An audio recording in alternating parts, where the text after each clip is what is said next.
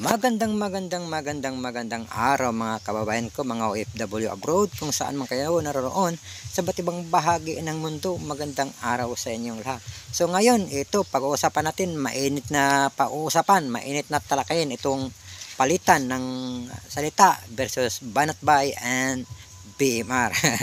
Hindi naman siguro away yan, parang palitan lang ng salita or opinion or suggestion o anuman. So yun ang ating pag-uusapan sa video na to. Pero bago yan, baka po pwede makahingi ng support sa aking channel.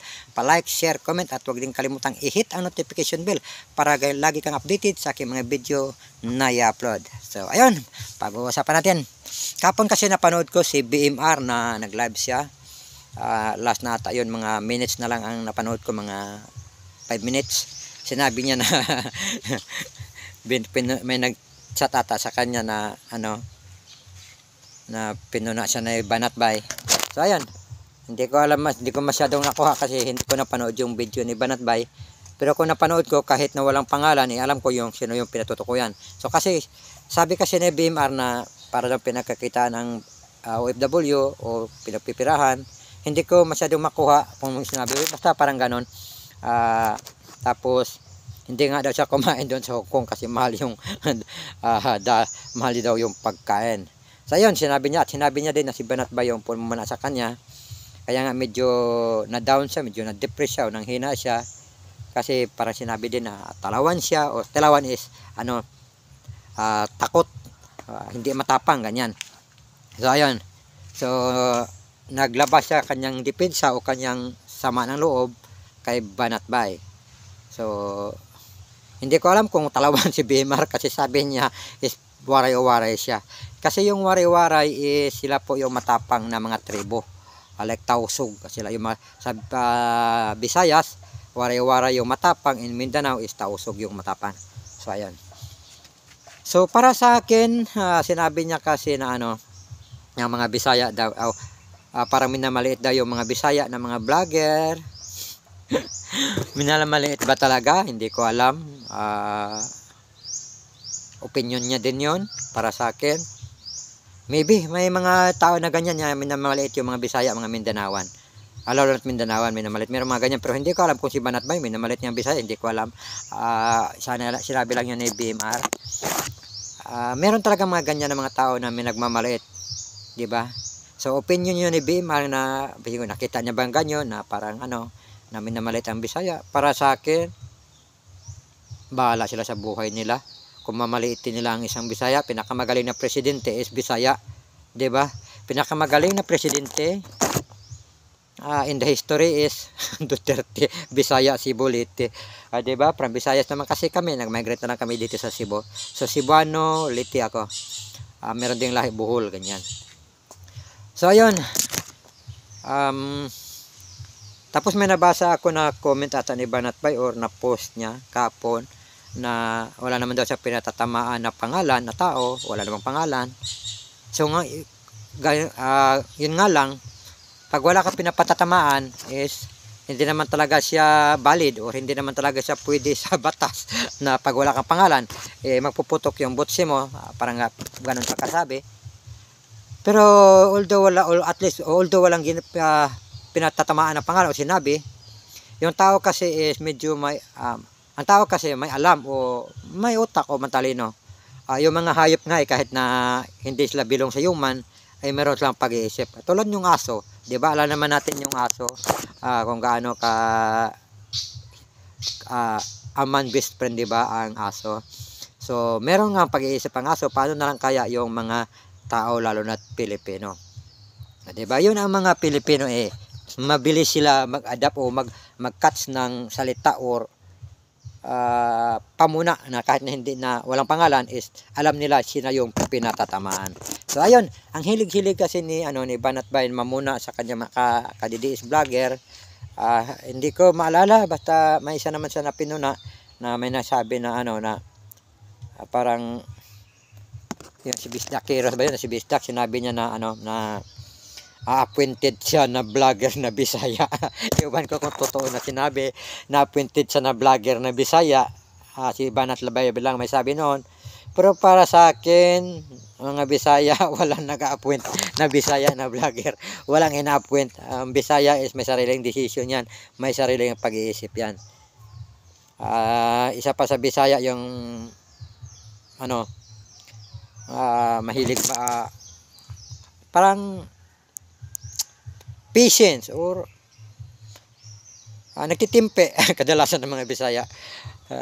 Maliban na lang siguro sa Bisaya na hindi nagtitimpe talaga ng itong sa ikat nga si PRRD, di ba nagtitimpe nagtitimpe din sa minsan nagagalit, minsan nagtitimpe. Ganun po yung ugali ng Bisaya, nagtitimpe. Kaya wag niyong punuin yung mga Bisaya. Katulad ni BP Sara, nagtitimpe. Parang siya, parang kalma lang. Pero sa utak at puso niyan talagang galit na yan. Ngayon, pag sumabog yan. Kaya yon ang mga Bisaya, mapagpakumbaba, parang lagi nagtitimpi, parang ano ba sa Bisaya yung pagtitimpi, parang mahilig magantos. Basta yun ang common word natin is pagtitimpi. So yun ang mga Bisaya ay mahilig magtimpi. So sabi ni Bimar na pinamilit ang mga Bisaya, bahala sila doon. Basta ako, Bisaya ako, wala akong pake kung ano mang sabihin nila. I'm proud Bisaya. Marunong ako magtagalog, marunong din ako mag-English konti. Halos marami din akong tribo na sa Pilipinas na alam. So kung meron mamaliit sa akin na Bisaya ako, so what? Kung ang Bisaya ako, di ba? Dito sa amin kasi uso yung tinatawag na sa Bisaya kasi magsunlog-sunlog bitaw. Sa Bisaya yung parang ano ba sa Tagalog yung sunlog-sunlog, yung parang sabihin mo yung isang tribo, uy, Ilonggo ka, pisot, parang ganyan ba. Dito sa amin, ganyan yun, parang mga lang, joke lang. Uy, ikaw, Ilocano ka, ayatin, parang ganyan ba. Tapos yung mga Ilonggo naman, release back din naman. Parang lang, joke lang sa amin yan, mga ganyan yung mga tribo. Para ng lang, ang hindi mo lang dito ma-joke yung mga Muslim. Pero yung iba mga tribo, lagi kami marami kami mga barkada dati na Ilonggo, Ilocano, Tagalog, ayan, Buholano. Ayun, nagjo-joke kami sa mga tribo. So wala sa amin yung mga ganyan na mga Bisaya. Ay nga yung Tagalog kay Bisaya ako. Wala sa amin yan. Pero ang masabi ko, Bisaya, ang pinakamagaling na presidente, Bisaya, pinakamagaling na mga leader, Bisaya. So kung yun ang paningin ni Bimar na mga Bisaya is parang minamaliit, okay din sa akin yun. Walang problema. Wala naman akong utang na loob kanino man. Kahit nga sa mga ilan ba yung channel ko sa YouTube? Filipino Burgers Life, Pilipinas Pig Farming, at ito, Los Biminda News TV. Parang 4, yung isa mahigit 2K na subscriber, yung Pilipinas Pig Farming. Wala sa akin yung yung tinatawag na mahilig magpasikat. Kung darating ang panahon na magiging vlogger talaga, na full-time vlogger, tapos dadami yung subscriber ko, dadami yung followers ko, ito lang yung masasabi ko, pasensya na. Advance. Hindi ako mahilig tawag dito, parang binibigyan ng inuulo-ulo, sa Bisaya pa ulo-ulo, or parang yung ang tao para mong ginagawang tawag sa Tagalog, yung para lang makuha yung gusto mo, yung interest mo, suportahan ka, bigyan ka ng mga pakulay o etc. o pera. Wala ko noon. Kaya advance sa aking mga subscriber na wala ko noon, na kailangan ko kayong pasayahin para lang suportahan niyo ako, kailangan ko kayong kilitiin para suportahan ako, parang ganyan. Wala sa akin yun, ganyan. Wala nga akong kaibigan dito sa amin 20 years ago, iniwan ako mga kaibigan ko. They are rejected me, accused me everything. Wala. Nasanay na ako sa walang kaibigan. Kaya kung sakali man darating ang panahon na magiging vlogger talaga ako full time, tapos marami yung aking mga supporter in advance sa aking mga ano, ito lang yung masasabi ko, maituturo ko para magkaroon tayo ng pusong matatag, isip na matatag. Ang una mong kaibigan is ang Diyos. Ang Diyos lang talaga una mong kaibigan. Wala nang iba. Kung meron mang idadagdag ang Diyos na mga kaibigan, bitangpol na lang na may idadagdag ang Diyos na kaibigan mo. Sabi nga sa Book of Psalms, ang sabi doon, better to trust in the Lord than to trust in man. Better to trust in the Lord than to trust in princes. So mas maganda yung tiwala mo sa Diyos kaysa tao, 'di ba? Alam naman natin ang tao na bibigo.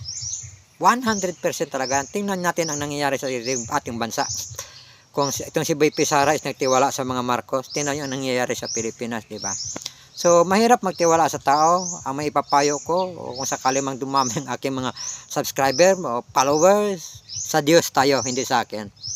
'Di ba? Sa Diyos tayo magtiwala, sa Diyos tayo aasa. Kasi pag sa Diyos tayo aasa, magtitiwala, hindi tayo mabibigo. Yun lang ang aking masasabi. Pag sa Diyos tayo magtiwala. So ayun, nag-aaway sila lagi. Ito dati si Bisdakiros, ngayon at saka si Brothers Travelers. O di ba? Bubuti na lang itong si Bisdak. Siguro alam niya nagpuna siya, nagkamali siya, so nagpakumbaba siya. So maganda 'yon, nagpakumbaba. So ito namang si Banat Bay, ang hilig-hilig niya talaga magpasaring. Dati nga pinasaringan niya si Ka-Eric nang tumakbo ng party list ata sa Congress. So hindi naman natin alam kung bakit tumakbo si Ka-Eric, pero pinuna niya. Alam niya na daw na na bakit daw, parang ganyan. So pag wala kang siguro ebidensya, pwede mong wag punahin. Pero kung may ebidensya ka, pwede mong punahin. Pero sa kanila din yun, kasi kailangan din nila yon siguro na pumuna. Pero bilang born again Christian, mahirap po na magbato tayo ng salita na hindi naman totoo. Kasi kasalanan sa Diyos yun. Mahirap yun. Yung sinasabi nga sa Biblia, do not speak lies, do not witness lies, ganyan, 'di ba? So yung totoo lang, dapat nga natin punahin yung si Tulpo. 'Di ba?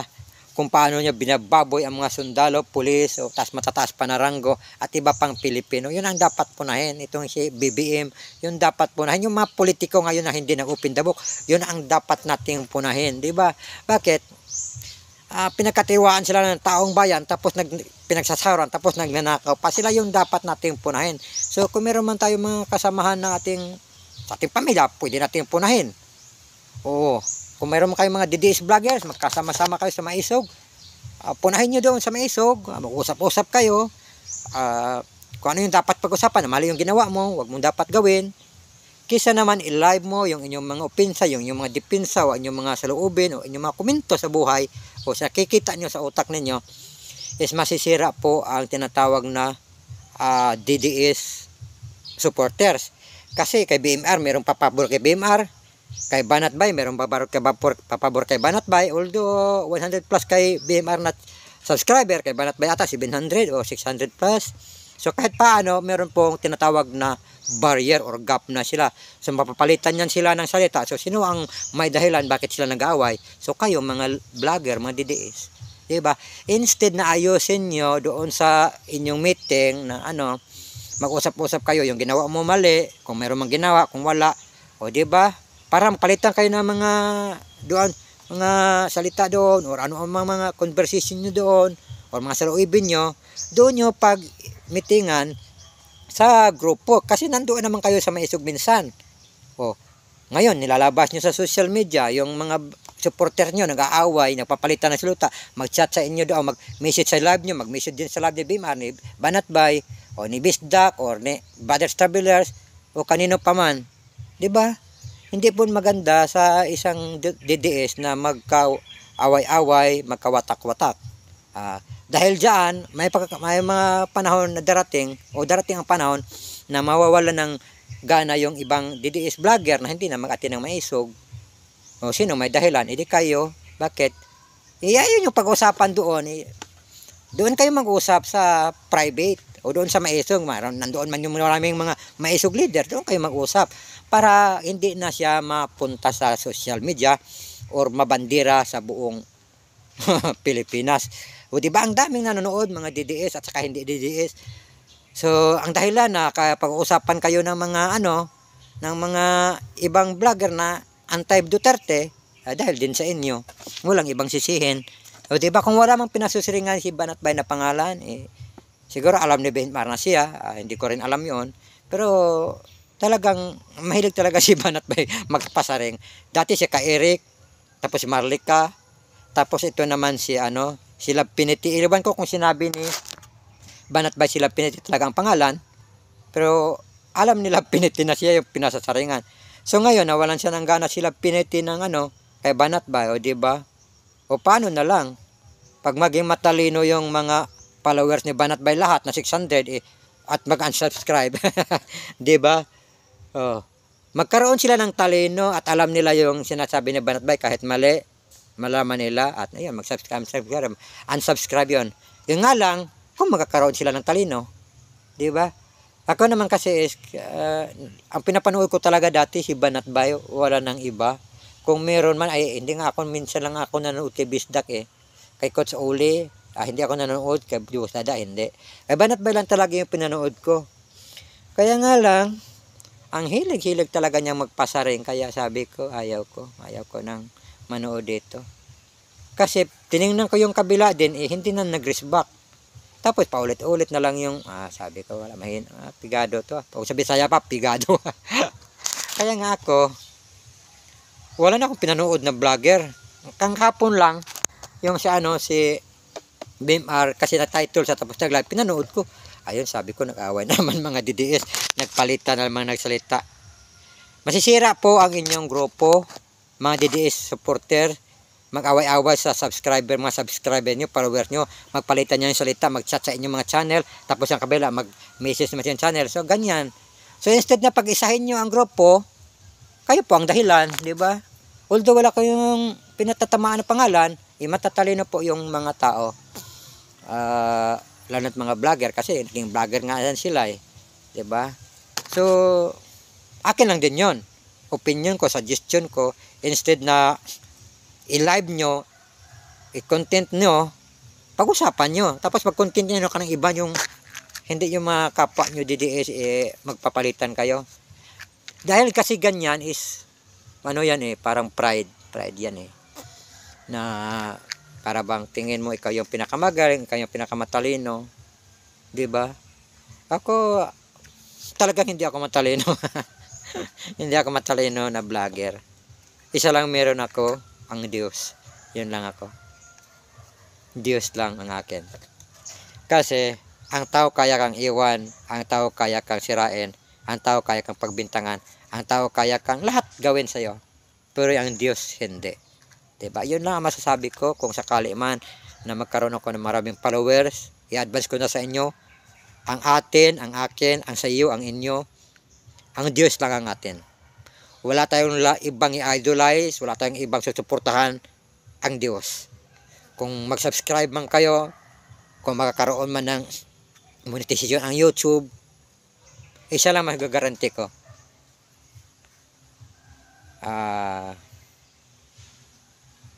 Pangkain lang yung sa akin. Tama na yun. Wala na, okay na yung pangkain sa akin. Magkakaroon ako ng sahod, halimbawa is 1K, pangkain lang yung sa akin. Tama na yung sa akin.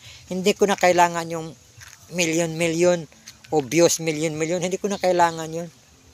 Kayang-kaya ko gumawa ng paraan para mabuhay. Meron ako mga maliliit na babuyan, kisa naman magkaroon ako ng utang na loob kanino man. Utang na loob po ang pinaka hindi ko gusto. Gaya nga ni PRD, si PRD, kita nyo naman, ayaw niya magkaroon ng utang na loob. Utang na loob ang pinakaayaw ko, utang na loob. Kaya nga ayaw ko ng ng mga magkaroon ng utang na loob. Kaya ulitin ko, kung ano man yung mga alitan nila, mga opinion at suggestion nila yon, pero ulitin ko rin, kung maaari sana, huwag nyo nang i-live yung inyong mga alitan o inyong mga opinion sa bawat isa na nakakasira ng inyong mga supporter. Bagay, para sa akin, masira man ang inyong mga supporter, magsiraan, wala naman akong pake. Kayo man yun, 'di ba? Kaya nga lang, meron tayong leader na isa, Duterte.